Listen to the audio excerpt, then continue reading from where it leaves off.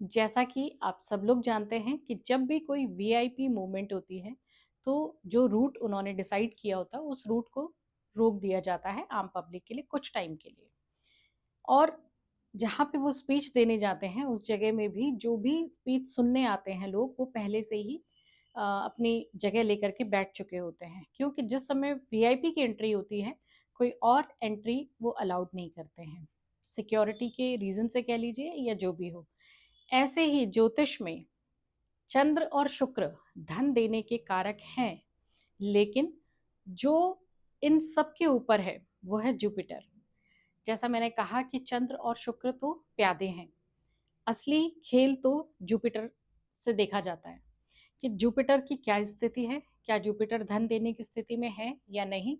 आज आप भी अपने गुरु की स्थिति हॉरोस्कोप में देख करके जान सकते हैं कि आपके पास धन अ, कितनी मात्रा में आ सकता है। तो उससे पहले मैं आपको ये जो हॉरोस्कोप है हमारा, जिसमें कि 12 भाव होते हैं, इन भावों के बारे में बता रही हूँ कि ये जो फर्स्ट हाउस होता है हमारा, ये धर्म का होता है। सेकंड हाउस जो होता है वो अर्थ का होता है। थर्ड हाउस काम का और फोर्थ हाउस मोक्ष का होता है।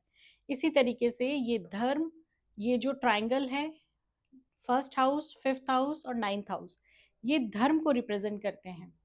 ये सेकंड हाउस, सिक्स्थ हाउस और टेंथ हाउस, ये हमारे अर्थ को रिप्रेजेंट करते हैं। सेकंड, सिक्स्थ और टेंथ, अर्थ यानी पैसा। तो बात पैसे की हो रही है, तो इसलिए इन हाउसेस को भी जानना जरूरी है। तो सेकंड, सिक्स्थ और टेंथ, ये हाउस में अगर आपका कोई ग्रह बैठा है, तो वो ये प्रॉमिस करता है कि वो अपनी दशा, अंतरदशा, या जब भी उसको गोचर में इन हाउसेस में घूमने का मौका मिलेगा, वो आपको धन अवश्य देगा।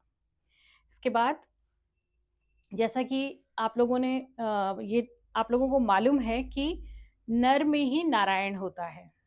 नारायण जो हैं वो नर के अंदर ही हैं, यानी हमारे अंदर भगवान का वास होता है।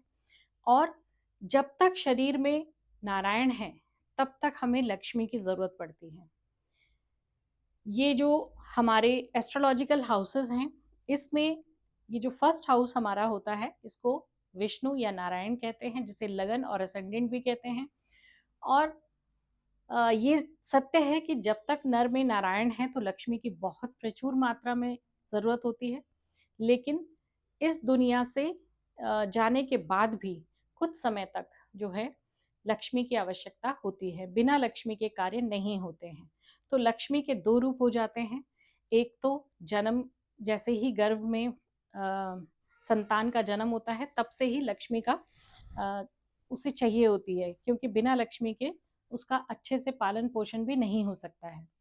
तो लक्ष्मी जी को दो हाउस दिए गए हैं, ये त्रिकोण कहलाते हैं, 1, 5, 9। और इनमें फर्स्ट हाउस जो होता है वो विष्णु जी का होता है, और ये फिफ्थ और नाइन्थ जो होते हैं, ये लक्ष्मी के घर कहलाते हैं। ये चीजें मैं आपको इसलिए बता रही हूँ क्योंकि यहाँ पर बैठे हुए प्लैनेट, त्रिकोण में बैठे हुए प्लैनेट, त्रिकोण कोई भी हो सकता है, 2, 6, 10 का भी त्रिकोण हो सकता है, 3, 7, 11 राशियों का भी त्रिकोण हो सकता है। यानी कि यहाँ पर कोई भी नंबर लिखा हुआ हो सकता है। यहाँ पर अगर 4 है, तो ये 4, 8, 12 का त्रिकोण कहलाएगा। तो 4, 8, 12 का त्रिकोण हो, चाहे 3, 7, 11 का त्रिकोण हो, कोई भी त्रिकोण हो, ये घर हमारे लक्ष्मी और विष्णु जी के घर कहे जाते हैं। ये 2, 6, 10, यहाँ पर कोई भी प्लैनेट बैठा हो, ये क्योंकि अर्थ है, अर्थ यानी पैसा। और 11वां भाव जो होता है हमारा, वो लाभ का होता है। तो आप समझ लीजिए कि 2, 6, 10 में और 11वें भाव में यदि आपका कोई प्लैनेट है, तो वो प्लैनेट अपनी दशा, अंतरदशा में आपको जरूर धन दे करके जाएगा। लेकिन कब देगा? जैसे जब उस ग्रह की दशा आएगी, या अंतरदशा आएगी, या गोचर में वो इन घरों से संबंध बनाएगा, तो आपको पैसा देगा।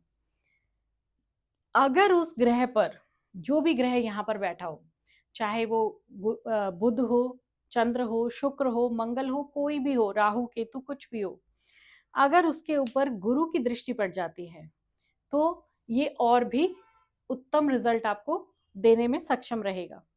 इसके बाद कोई भी ग्रह बैठे तो रिजल्ट तो मिलना ही है धन को लेकर के, लेकिन अगर स्वयं गुरु इन घरों में बैठ जाए, 2, 6, 10, 11, अगर इनमें गुरु बैठ जाए तो फिर तो आप ये समझिए कि पैसे को लेकर के आपको कोई चिंता करने की जरूरत ही नहीं। जब भी गुरु की दशा, अंतरदशा या प्रत्यंतर दशा आएगी या गोचर में गुरु इन घरों में बैठेगा, तो उस समय आपके पास धन कमाने के बहुत ही सुनहरे मौके आएंगे और आप बहुत अच्छा धन कमाएंगे।